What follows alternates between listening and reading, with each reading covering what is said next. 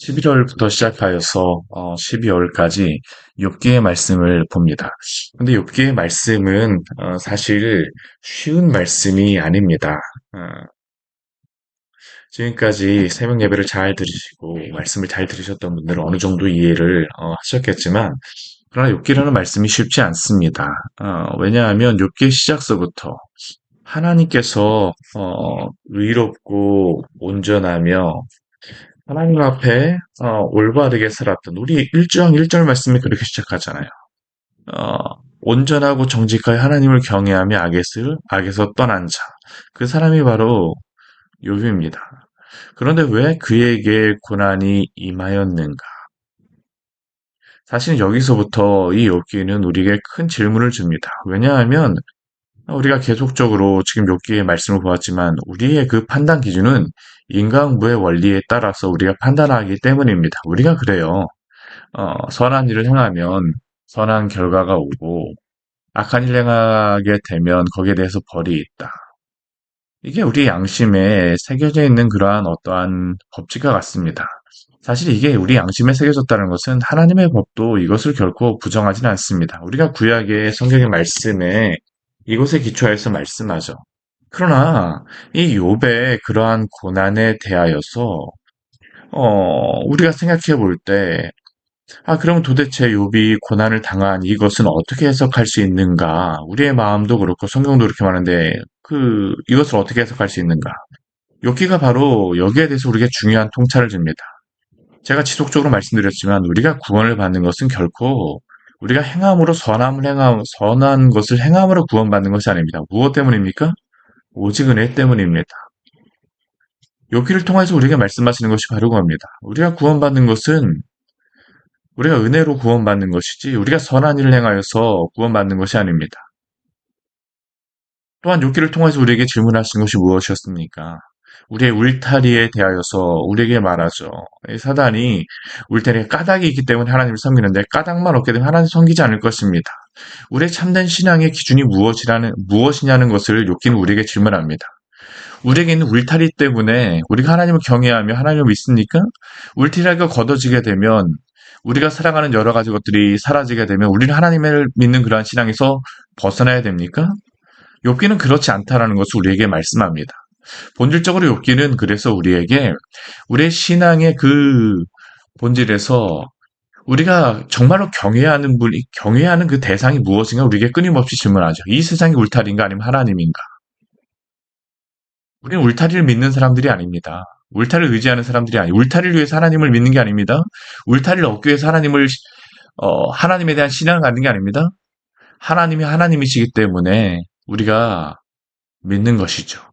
우리가 신뢰하는 것입니다. 욥기를 통하여서 우리에게 이것을 질문하는 것입니다. 우리의 참된 신앙의 본질이 무엇인가? 하나님은 어떠한 분이신가? 우리에게 계속적으로 욥기는 질문하고 있습니다.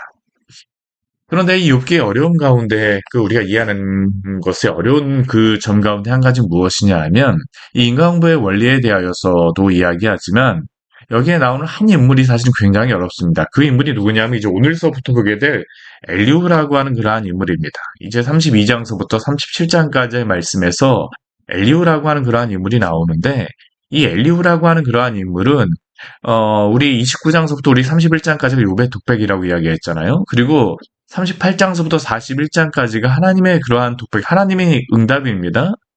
이 29장부터 31장까지는 욥이 하나님의 답변을 듣기 전에 하나님 저는 무죄합니다라고 자신을 변호하는 그런 마지막 변호의 그러한 말씀이 이 욥의 마지막 독백이라고 한다면, 그 38장서부터 41장까지는 이러한 욥에 대해서 하나님이 답변해 주시는 것이죠. 그런데 참 욥기는 재미있게도 32장서부터 37장까지는 엘리후라고 하는 정말 뜬금없는 인물이 나옵니다. 이 엘리후를 어떻게 해석하느냐가 사실 굉장히 어렵습니다. 왜냐하면 이 엘리후라고 하는 그러한 인물은 욥에게 찾아왔던 그 세 친구가 소개할 때도 나오지조차 않았습니다. 그리고 42장에서 하나님이 이 욥기의 가장 마지막을 정리하면서 하나님이 말씀하시고 나서 하나님과 욥 사이의 그러한 대화, 이 마지막의 그러한 부분에서도 욥과 세 친구에 대해서는 하나님이 언급하시고 이 욥기 42장에서 나오지만 엘리후는 나오질 않아요. 유일하게 나오는 것은 오늘 2장부터 37장까지 해서 나오는 게 엘리후의 전부입니다. 그렇다면 이 욥기의 전체 이 이야기 속에서 엘리후는 도대체 어떠한 사람입니까? 그래서 이 엘리후라고 하는 인물이 우리가 이 욥기 전체를 이해하는데 굉장히 어려운 그러한 부분들을 우리에게 주죠. 그래서 이 엘리후를 해석하는 그러한 부분이 굉장히 많습니다. 오늘 제가 이렇게 이 서론적인 부분이 굉장히 긴데 이 32장 전체가 엘리후가 자신을 소개하는 그러한 장에 어, 할애하고 있기 때문에 사실 제가 지금 이렇게 말씀드리는 것도 오늘 말씀에 부분이라고 할 수 있습니다. 이 엘리후를 어떻게 이해해야 되는가? 어떻게 이해해야 되는가? 어떻게 보면 이 엘리후가 이제 앞으로 말하는 것은 친구들이 말하는 것과 별반 다르지 않습니다. 그래서 이 엘리후에 대해서 두 가지로서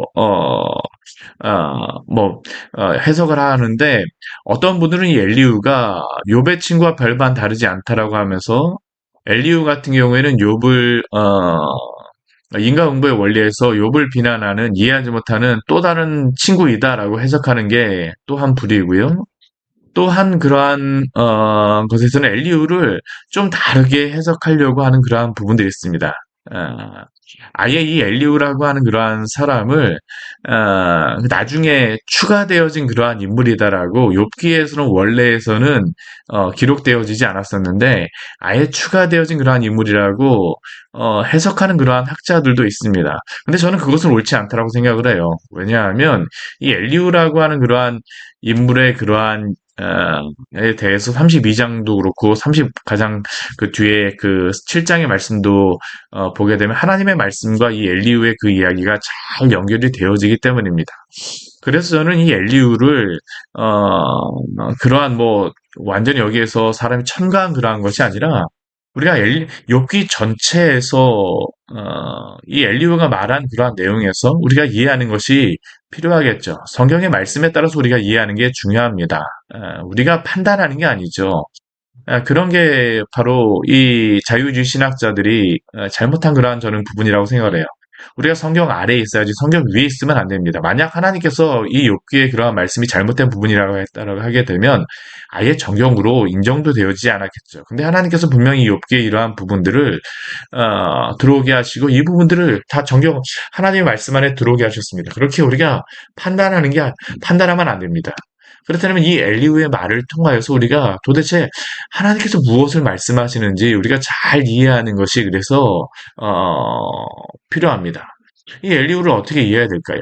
오늘 이 엘리후의 말을 이해하기 위하여서 우리가 중요한 그러한 부분들이 있습니다. 오늘 말씀이 소개적인 부분인데 이 엘리후 같은 경우에는 말하는 게 굉장히 말할 것이 많은 사람입니다. 이 뒤에 말씀에 보게 되면 그 엘리후 같은 경우에는 자신이 자신의 의견을 말하고 싶다라고 이야기를 하고, 내 속에는 말이 가득하다라고 이야기하고, 자신의 영이 그 말하는 것을 향해서 압박하고 있다라고 이야기를 합니다. 봉한 포도주와 같고 터지게 된 새 가죽 부대와 같이 이 말을 하여지만 시원할 것이다라고 그는 자신을 소개하죠. 어, 결국 이 엘리후는 자신이 할 말이 있는 사람입니다. 그러면 엘리후가 도대체 무엇을 말하고 싶은가? 왜 엘리후의 말이 이 욥기에 욥의 독백이 끝나고 난 다음에 나와야지만 했는가라는 것을 이해하는 게 바로 이 엘리후의 그 대화를 이해하는 중요한 그러한 것이겠죠. 우리 이 엘리후의 말이 시작되어지는 그러한 소개적인 그러한 부분이 1절서부터 5절까지 나오는데 우리 이렇게 32장 1절은 이렇게 소개하고 있습니다. 우리 같이 한번 읽어볼까요? 욥이 자신을 의인으로 여김으로 그 세 사람의 말을 그치니 또 우리 2절 말씀도 보게 되면 람종족 부스 사람 바라겔의 아들 엘리후가 화를 내니 그가 욥에게 화를 내면 욥이 하나님보다 자기를 의롭다 함이라고 이야기하기 때문이라는 겁니다. 우리 1절과 2절 말씀을 보게 되면 이 엘리후가 나오게 되는 배경이 무엇입니까? 욥이 하나님보다 자기를 의롭게 여겼다라고 했기 때문에 이 엘리후가 여기에 들어갔다라는 겁니다. 그런데 이 엘리후 같은 경우에는 단순히 이 한 욥이 하나님보다 자기를 의롭다 한 것만을 가지고 욥에게만 화를 내는 게 아닙니다. 만약 그렇다면 이 친구들과 동일하겠죠. 근데 우리 3절 말씀에 보게 되면 또 이런 말씀이 있어요. 또 세 친구에게 화를 내면 그들이 능히 대답하지 못하면서도 욥을 정죄함이라. 그러니까 이 엘리후라고 하는 이 인물은 욥에게도 그렇고 세 친구에게도 그렇고 다 화를 내고 있습니다. 그들이 무엇인가 틀렸다라는 것이에요. 욥에게 틀렸다라고 생각하였던 것은 무엇입니까? 욥이 자신을 의인으로 여기기 때문입니다. 욥이 하나님보다 자기를 의롭다라고 여기기 때문이죠. 결국 이것 때문에 욥은 그 엘리후는 욥에게 말할 수밖에 없고 또 엘리후가 말할 수밖에 없는 그러한 이유는 이 세 친구가 이 욥에게 아무리 말을 하였지만 그래도 이 욥이 말하는 것에 대해서 능히 대답도 못하면서 욥을 정죄하였기 때문입니다. 먼저 이것을 능히 대답지 못하면서 욥을 정죄하였던 그들의 잘못이 무엇입니까? 이 인과응보의 원리에서 이 세 친구들은 욥이 죄를 범하였다라고 계속적으로 이야기를 하였죠. 근데 그것의 문제가 무엇이었습니까? 욥이 사실은 그러한 죄를 범하지 않았어요. 욥이 그 친구들에게 질문합니다. 악인들이 저렇게 잘 되는 그러한 모습이 있는데, 아니, 너희들이 말하는 인과응보의 원리에 의한다면 악인들도 분명히 심판을 받아야 되는데, 왜 저들은 심판을 받지 않아야 않고 있는가라는 그러한 질문에 대하여서 욥의 세 친구들은 거기에 대해서 분명한 대답을 하지 못하였습니다. 그렇기 때문에 이 엘리우 같은 경우는 이 세 친구들에 대해서 화를 내고 있죠. 어, 분노하고 있는 겁니다. 근데 이 옥 같은 경우에는 이 조금 약간 이야기가 달라요. 그게 왜 그러냐면 욥이 자신을 의인으로 여김으로. 그런데 우리가 우리 1장 1절 말씀도 보게 되면 욥이 하나님 앞에서 큰 죄를 범한 것이 드러나지 않습니다. 근데 그리고 또 우리 42장 말씀에도 보게 되면 욥이 하나님께 큰 죄를 범하였다라고 하는 것은 세 친구에 대하여였었지 욥에 대하여서는 아니었어요. 그럼에도 불구하고 어, 욥이 잘했느냐? 우리가 한번 어디 한번 우리 욥기 말씀 지금까지 한번 잘 한번 생각을 한번 해보십시오. 욥이 말하는 그러한 것 중에는 물론 이 인과응보의 원리를 주장하는 그러한 친구들에 대하여서 이 고난 가운데 말하는 그러한 욥의 부분이었었지만 그러나 우리가 욥의 이야기를 볼 때에 하나님께 대하여서 대항하고 대적하는 그러한 이야기들, 하나님께 대해서 원망하고 불평하는 이야기들을 분명히 하겠습니다. 왜 욥이 그랬을까요? 1장과 2장의 그 사건을 모르고 있기 때문입니다. 지금 엘리후가 욥에게 지금 하는 이 이야기 중에 중요한 것이 무엇이냐 하면 누구도 하나님 앞에 의인으로 설 자는 없다라는 겁니다. 특히 욥 같은 경우는 앞에서 그 자신이 하나님 앞에 큰 죄를 범하지 아니하였다라고 이야기를 하고 말하였었는데 그것을 우리가 뭐 10분 인정한다 할지라도 욥에게서 우리가 볼 수 있는 것은 무엇입니까? 하나님이 어떠한 분인가를 분명히 알지 못함에도 불구하고 욥이 고난을 당하고 있기 때문에 하나님을 원망하고 불평하는 그러한 부분들이 분명히 있습니다. 그럼 이러한 부분들에 대해서 어떻게 될까요? 사실은 그 부분에 대해서 욥의 그러한 잘못에 대해서 한 번 분명히 짚어주어야 될 부분이 있습니다. 짚어주었어야 돼요. 근데 사실 욥의 이야기에서 이 부분에 대해서 짚어주었던 적이 없어요. 저는 그러한 의미에서 본다면 이 엘리후의 이야기는 고난을 당하고 있는 욥에게 그 고난 가운데 하나님 원망하였던 것에 대하여서 하나님이 욥의 그러한 시각을 엘리후를 통하여서 교정하시는 것이죠. 우리도 그렇습니다. 우리도 고난을 당하게 되면 어떻습니까? 아무리 신앙이 좋았던 그런 성도라 할지라도 마음속에 여러 가지 많은 생각들이 일어납니다. 그리고 때로는 우리가 하지 말아야 될 말도 하게 되곤 하죠.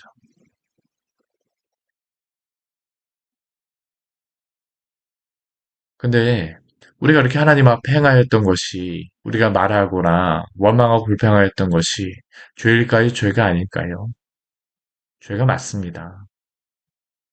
우리가 필요 없는 그러한 이야기들을 하곤 해요. 아무리 믿음이 좋은 성도라 할지라도 고난이나 그러한 것을 당하게 되면 우리가 말하게 됩니다.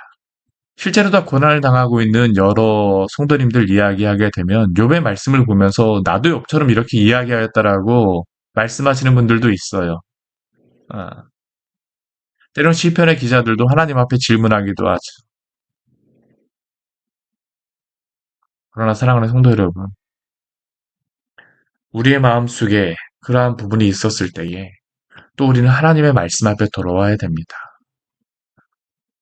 오늘 엘리후를 통하여서 이 엘리후의 말씀을 엘리후를 통하여 들려주신 그 말씀을 통하여서 욥의 고난 중에 그 잘못하였던 그러한 부분들에 대해서 정리해 주시는 것이 바로 엘리후의 말이죠.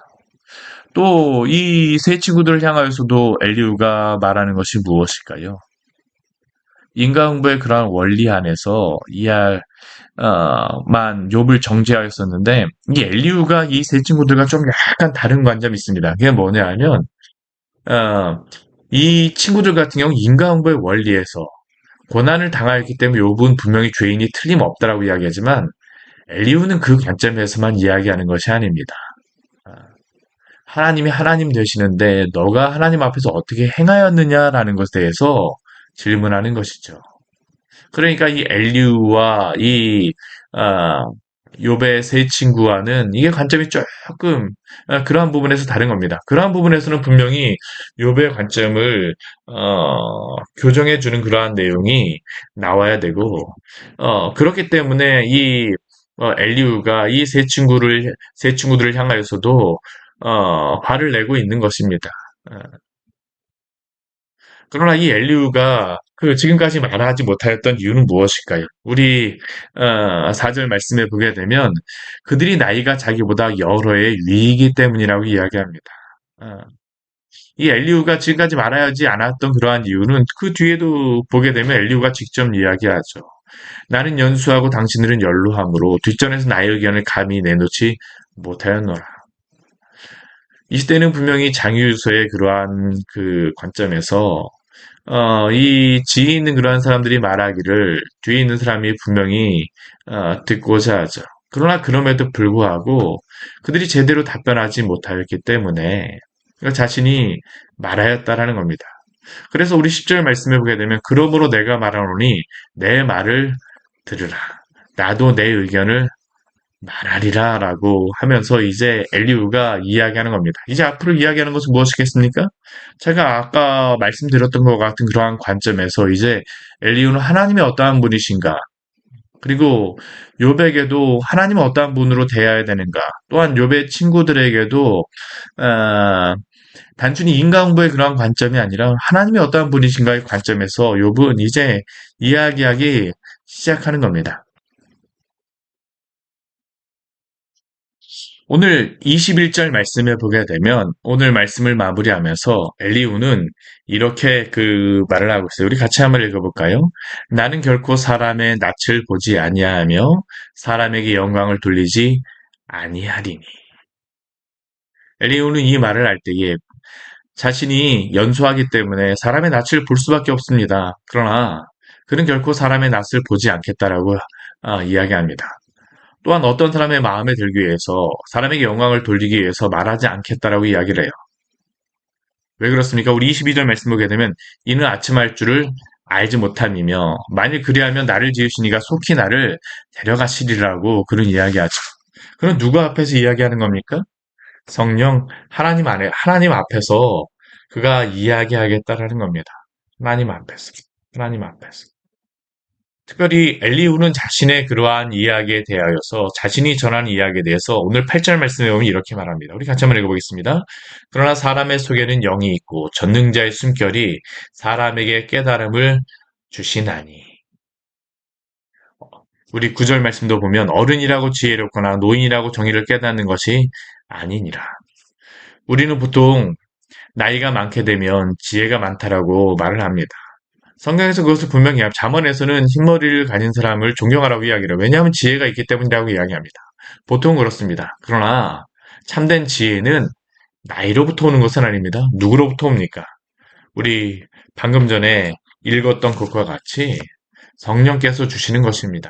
성령께서. 하나님의 영이, 전능자의 숨결이 그 지혜와 깨달음을 주시는 겁니다. 그래서 오늘 엘리후는 사람 앞에서 연로하다라고 해서 그들에게 말하지 못하는 것이 아니라 하나님의 말씀을 하나님의 말씀으로 전하겠다라고 말하고 있습니다. 오늘날 이 시대에 교회에 필요한 그러한 것 아닙니까?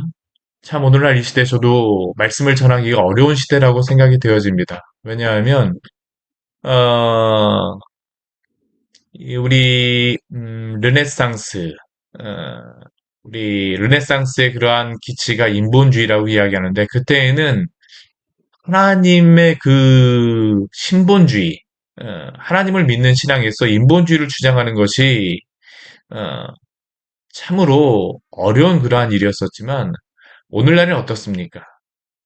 모든 게 다 인본주의입니다. 인간이 다 주인이에요. 인간이 중심입니다. 심지어는 어디에서도 누구도 그렇습니까? 성도들의 생각도 그렇습니다. 대부분 우리의 생각도 그렇지 않습니까? 교회에서도 그래요. 솔직히 우리가 생각하고 판단하는 그런 기준이 하나님 중심입니까? 아니면 사람 중심입니까?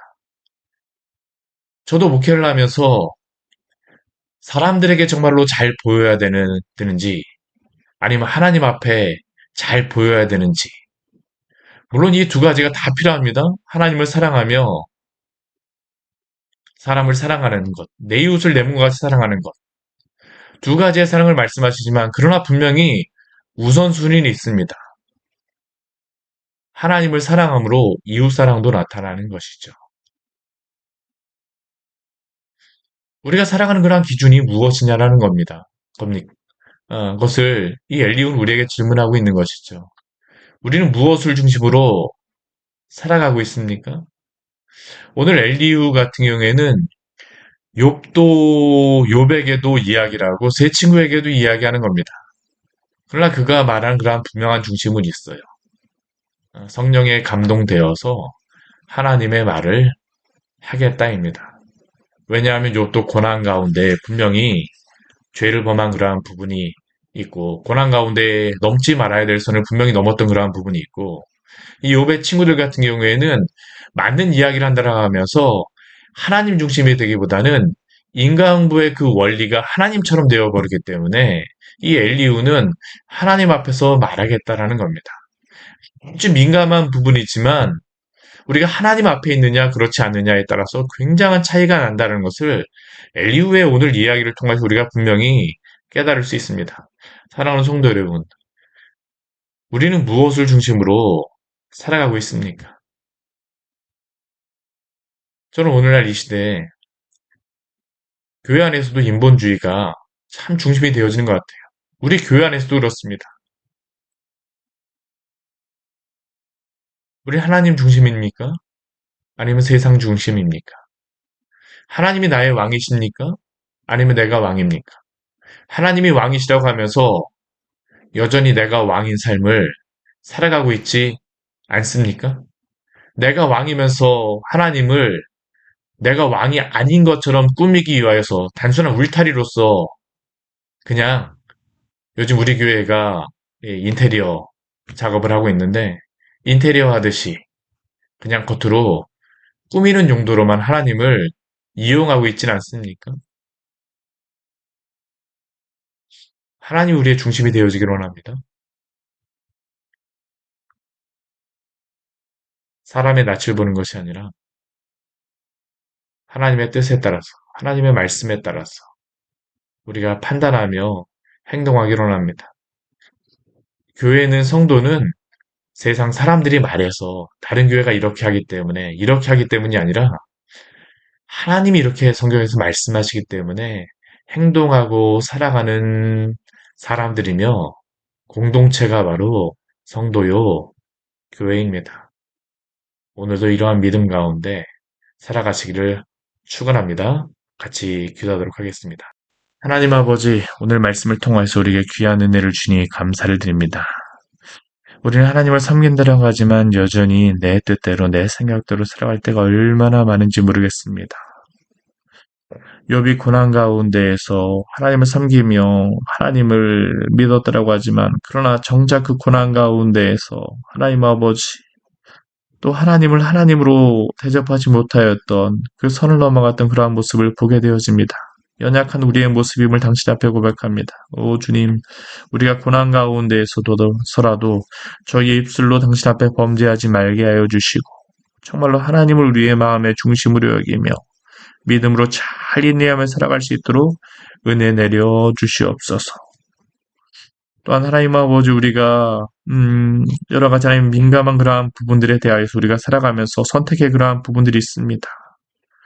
우리 성도로서 살아가는 그러한 삶에서 또한 교회의 부분에서 하나님이 우리의 삶의 주인이 되어주시고 우리 광야의 샘 교회에 당신이 주인이 되어주셔서 당신께서 통치하시고 다스려 주시옵소서. 예수님 이름으로 기도드립니다. 아멘.